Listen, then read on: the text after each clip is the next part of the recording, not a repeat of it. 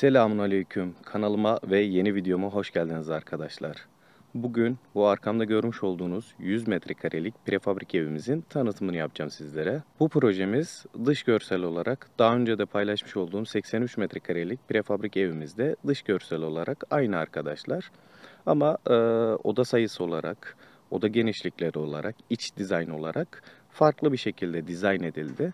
Bugün hızlı bir şekilde bunun tanıtımını yapacağım. Videoya başlamadan önce birkaç hatırlatmada bulunayım arkadaşlar. Fiyat bilgisi, detaylı bilgiler için aşağıda açıklamalar kısmında ve sabitlenmiş yorumlarda web sitemiz, Instagram adreslerimiz, sosyal medya hesaplarımız, telefon numaralarımız gibi iletişim adreslerimiz var arkadaşlar. Oralardan bizlere ulaşabilirsiniz. Videom hoşunuza giderse beğen butonuna basmayı unutmayın. Bundan sonra gelecek videoları kaçırmamak için de kanalıma abone olup zil butonuna basmayı unutmayın arkadaşlar. Hadi o zaman videomuza başlayalım. Evet, prefabrik evimizin dış görünümü bu şekilde. Net 100 metrekare bir alana sahip arkadaşlar. Dış cephesinde ön bölümde gördüğünüz gibi yalıpan kaplama işlemi uygulandı. Yan ve arka cephelerde herhangi bir kaplama işlemi yok. Çatıda kırmızı metal kiremit kullandık. Kiremit görünümlü galvanize sacdır bu. Pencere renkleri olarak beyaz renk tercih etti müşterimiz. Tabii ki de bu kahverengi, antres gri siz tercih edebiliyorsunuz arkadaşlar. Bu projemiz daha önce videosunda paylaştığım 83 metrekarelik prefabrik evimizle aynı görselde arkadaşlar. O videoyu izlemediyseniz yukarı kartlar kısmına o videoyu da bıraktım. Gidip izleyebilirsiniz arkadaşlar. Prefabrik evimizi diğer taraftan da görsel olarak dış görselliğini göstereyim. Daha sonra da yavaştan içeriye doğru geçelim arkadaşlar. Evimizin bu cepheden de dış görseli bu şekilde arkadaşlar. Hatta şöyle etrafını göstereyim. Etrafta komple bahçelik birkaç tane ev var. Sessiz, sakin, kafa dinlenebilecek bir yer.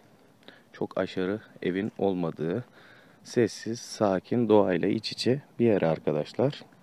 Evimizin iç cephesine doğru geçerken şunlardan da bahsedeyim size. Binamızın tavan yüksekliği 2.80 çalışıldı arkadaşlar. Birçok videomda da bahsediyorum, 2.50 standart tavan yüksekliğimizdir. Bunu 2.80, 3 metre gibi daha yüksek tavan yüksekleri seçebiliyorsunuz arkadaşlar. Yine evimizin girişinde güzel şık bir çelik kapıyla girişi mevcut. Bu alan mutfak bölümü. Mutfak bölümünden balkon bölümüne bakan bir penceremiz var arkadaşlar. 120'ye 160'lık bir penceremiz var. Balkon bölümü tamamen mermer taşı döşendi arkadaşlar. Dış cephede de şu şekilde kat kat desenli yalıpan kaplama işlemimiz yapıldı arkadaşlar. Yavaştan evimizin içine doğru geçelim artık. Çelik kapıdan girdiğimizde bu şekilde bir, şöyle genişten de göstereyim. Bu şekilde bir koridor alanı var arkadaşlar. Bu koridor çok uzaya bir koridor değil. Çok uzun bir koridor alanı tutulmadı. Evi boğmuyor gerçekten. Çok fazla alanda kaybettirmiyor. Sağlı sollu odalarımız mevcut. Tabii ki de ön cephedeki sağ ve sol tarafımızdaki odalarımız birisi salon, birisi mutfak şeklinde dizayn edildi.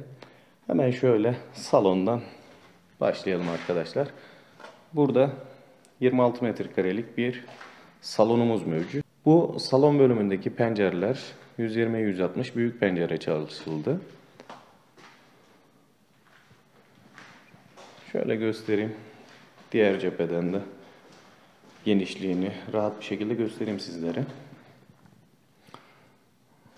26 metrekarelik salon bu şekilde arkadaşlar. Tam karşıda yine TV ünitesi olacak. Televizyon, kamera hatlarının çekildiğini görebiliyorsunuz.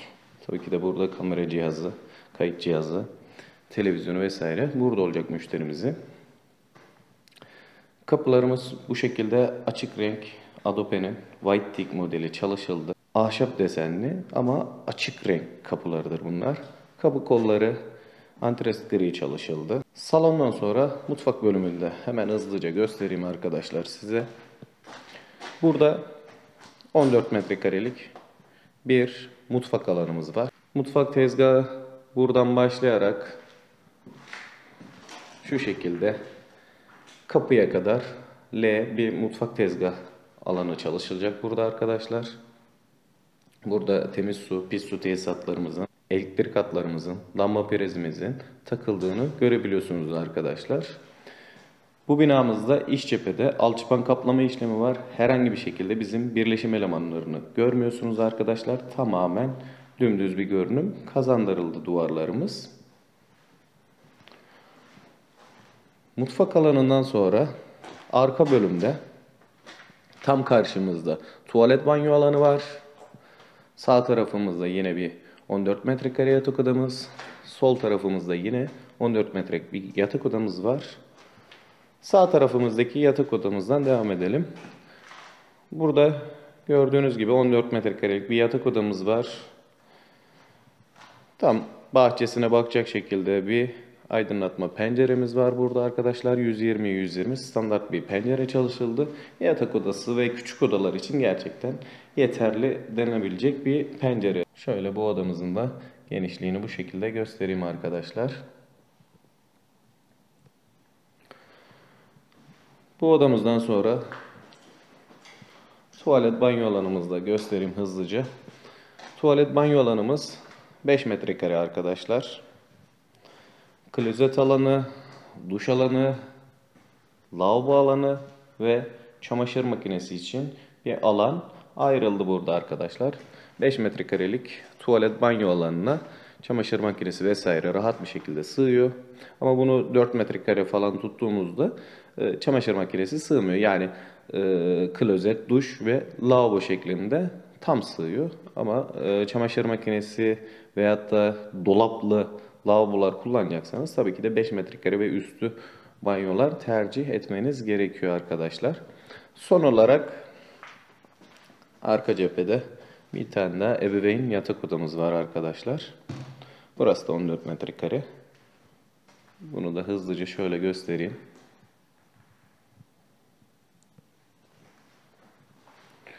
Bu ebeveyn yatak odamızda arkadaşlar ebeveyn tuvalet banyosu da mevcut bu projemizde. 125'e 4 metre şeklinde bir tuvalet banyo alanımız var. Burada klozet alanı, lavabo alanı ve kapının tam arkası olacak şekilde de bir duş alanı var arkadaşlar. Kameram netlesin. Şu şekilde. Burada da 120 bir duş alanı mevcut arkadaşlar. Tabii ki de yine şofben hatlarımız, klima hatlarımız tamamen standart olarak her projemizde çekiliyor arkadaşlar.